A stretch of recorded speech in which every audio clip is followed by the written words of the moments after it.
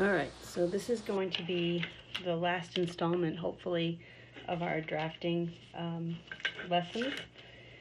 So what you're looking at here is a floor plan that has a symbol here for where the elevations are located. So this in the middle, I'm going to be writing in the sheet number and the number of sheets page to find those elevations. And the elevations are labeled 1, 2, 3, and 4 going in a clockwise direction. I have an example of a dimension here, the kind of dimension I'd like you to put on these plans, just an overall dimension.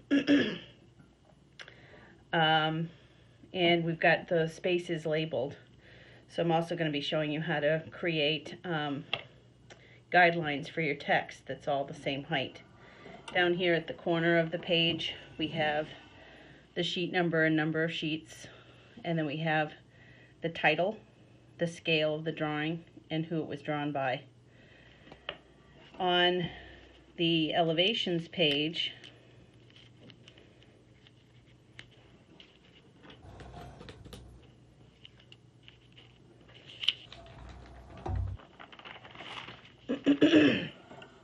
there are elevations labeled 1, 2, 3, and 4. They match the room elevations that are tagged. These are all titles, so notice that they're all at 1/4 of an inch in height. And then these are the kinds of dimensions that you would put on the elevation to indicate heights. And again, we have the bottom of the corner of the page, we have the title, the scale, the date drawn by, and sheet number and number of sheets. So what I'm going to do is I'm going to add dimensions to one of these elevations to show you how I did the one on the top so you can see the process. And then on this page, maybe I'll write like a typical note or something like that. Or I'm definitely going to add some other dimensions to this space. Okay, so what you want to do first is measure out a distance of about 1/2 an inch from the edge of the wall line. So where's the 1/2 an inch right there. I'm going to do that in 2 places. And then using a straight edge, this is a rolling ruler that got broken because it wasn't well taken care of. Use a straight edge to put in a construction line. And then if I wanted to locate the window and put that information in, so I could go from the exterior wall to the edge of the window, to the edge of the window, and then to the interior wall, I may want to have a second string of dimensions out here that goes from the edge of the wall to the inside edge of the wall on this side. Remember to place dimensions that you actually know the dimension of. Since we didn't measure this house or this space from the outside, we don't know what the outside dimensions are. And then we're going to place another construction line for a dimension line 1/4 of an inch away from the first dimension line.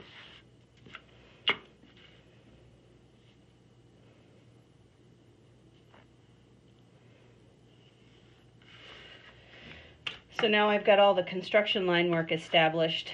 Let's go ahead and put the extension lines off of the window. And I have an idea of where my dimensions are going to go. These are construction lines, however, so now if I want to make those lines a little bit darker to show where those dimensions are going to be going, I'd go back to this extension line here. And using the rolling technique to create a thin line, I'm going to create a thin line off of the inside edge of that wall. And we'll go to do the same thing on the other side, off of the inside edge of the wall. And notice that I'm letting that thin line go past the construction line for the outermost dimension line. And then I want to draw a thin line. Make sure I have enough lead here. A thin line going from, fix that. Don't have that held down well enough. hold it here, where my fingers are at the edge of the rolling ruler. And I'm just spinning that as I go across. If you make a mistake, just erase and do it again. Don't try to draw over your lines, because they will get messy. Alright, so then this has a tick mark here, here, here, and here to locate the window. And we want construction line, or actually dimension line coming across here. And we want 2 tick marks there and there. So the dimension should fit just above the dimension line. And your guidelines for your dimensions should be 1/8 of an inch to 3/32. So 3/32 of an inch is that space right there. So that's the smallest you want to make the text. Or if you do 1/8 of an inch, then you're looking at just a little bit larger right here. So I'm going to make some marks using the 1/8 of an inch. And I want to draw those marks so that they're approximately 1/16 of an inch above the dimension line. So I'm actually going to make a 1/16 of an inch dot first above the dimension line, and then I'm going to go 1/8 of an inch above that. And if you do have a rolling ruler, you can line it up with the dimension line and just roll back to that first dot. There it is. And I'm going to put a construction line all the way across all those dimensions, and then go through the second dot and to another construction line through those dimensions. So those 2 construction lines there and there are representing 1/8 of an inch distance between each other. And then we'll do the same thing for the second dimension string. I'm going to put a little dot where 1/16 of an inch is, and then go up 1/8 of an inch from that. That should still give you plenty of room to put your dimension. So don't use the dimension line as one of your construction lines. It should be a separate construction line. I'm going to get in close here so you can see that detail. So there's a separate construction line for the text here and here. Okay. Now I have my guidelines in place, so I can go ahead and letter. And I'm not in a great position to letter, so I'm just going to pick this whole thing up. You can do this too. Turn it in this direction, because we're reading these drawings either from this direction or from the right of the sheet. And now I can put in my dimensions. And I have to use my scale to figure out what this dimension is. So this looks to be 8 inches.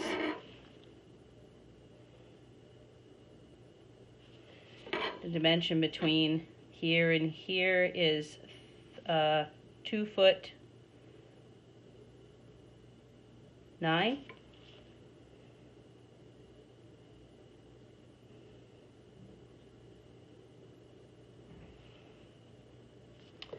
And the dimension from here to here is 4 feet 9.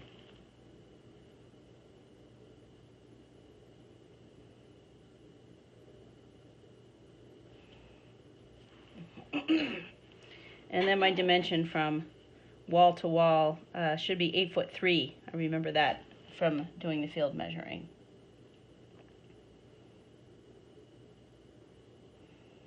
And I probably should have made sure I added these up to see if that works out. So this is 4, 6, 18, so that makes that 7 foot 6 plus 8 is 8 feet 2 inches, I think we left over. So let's make this a 9 inch as well, and I think we've got it. So you want to make sure these dimensions here add up to the overall dimensions. And I probably should have gone back to my field notes to make sure that I got that right. So that's how we're going to add dimensions to our drawings. Very neatly spaced equidistant from each other. So notice that I put the overall dimension out a total of 1/2 inch plus 1/4 inch, so I can fit that inside dimension in here. For the dimensions for the elevations, I'm going to keep the elevation dimensions on this top elevation. Really can work for both of these views, but I want to repeat some dimensions down here so I can understand that these have the same heights. So I'm going to end up adding some similar dimensions that I have here, and we're going to use the same strategies. I'm going to put some, well, here's where I can save myself a whole lot of time. I've already measured out these distances, so I'm going to put some construction lines down here. Instead of having to measure that again, I want some consistency, right? So put these 3 strings of dimensions that I have here on the lower elevation as well. Now I can use the edge of the floor to create 1 dimension line that goes just beyond the outermost dimension. I'll do that with the ceiling line as well. Notice I'm leaving a little gap here too, because I don't want that extension line to run into the object line. And we'll add a dimension to the top of this door. And I'm going to go to the top of the door, not the top of the trim. And that should go out to the 2nd string. And I do want that to cross over the wall to show that I'm providing the dimension to the top of that door in that 2nd string. And then I don't really need the 3rd string. There are no wall outlets here on this side, although I suspect that there are, and I must have missed them. So let's pretend it doesn't look like I dimensioned the wall outlet. I know I don't have a heater on that side, so we'll just add the dimensions then, and we just need 2 strings on these elevations. 1, 2.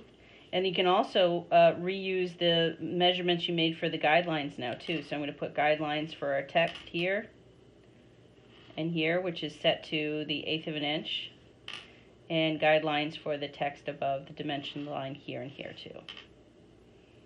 Perfect.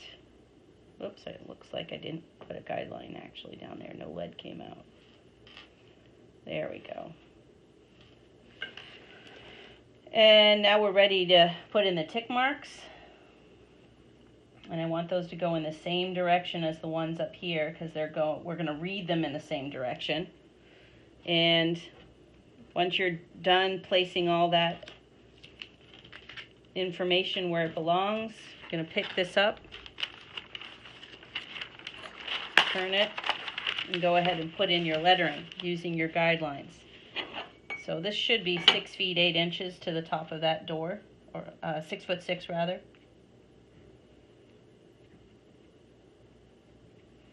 And then I know the height of the wall is the same as the one here, so I can put 7 feet 7 inches. And now, more or less, both of these elevations are fully dimensioned. So the last thing I wanted to show you is how to put in this symbol. It's just a matter of measuring out the shape.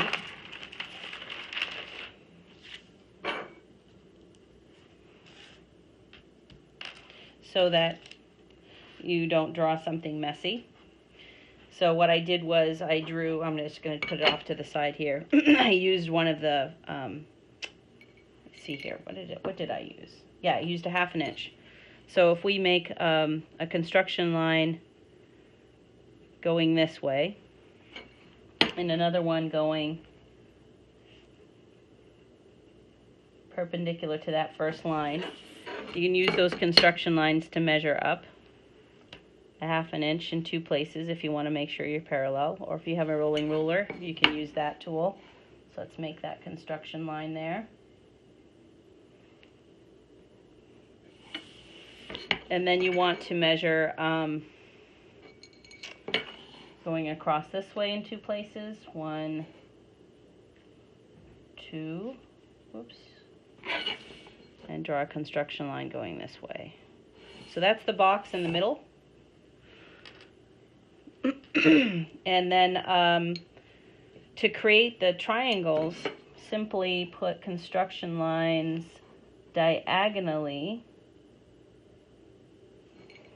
Let's use the right tool here. Diagonally through the corners.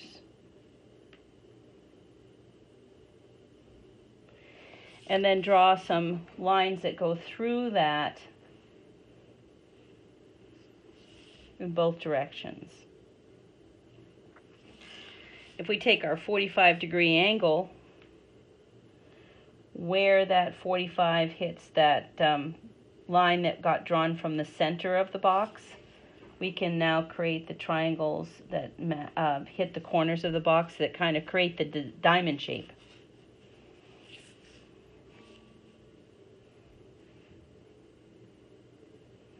That line should be all one continuous line when you're done. That's why you're doing this with construction lines. Whoops, I didn't quite hit my mark there.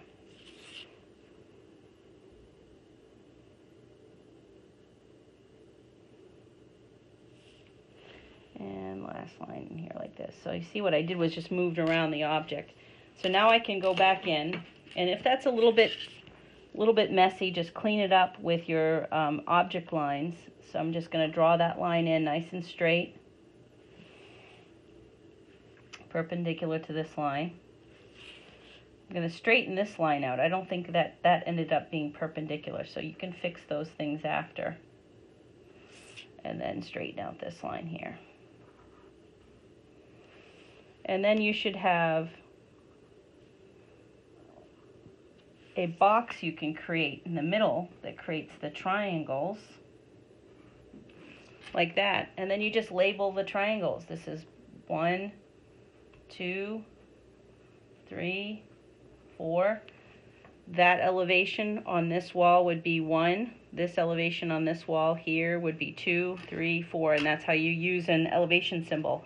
The other piece that you want to add to this, especially if this is on a separate page, is to direct somebody which page to go to find these elevations. So in the middle of the box you put the page number. So you want to go to page 2 of 2 to find these elevations, 1, 2, 3, 4. And that is the basic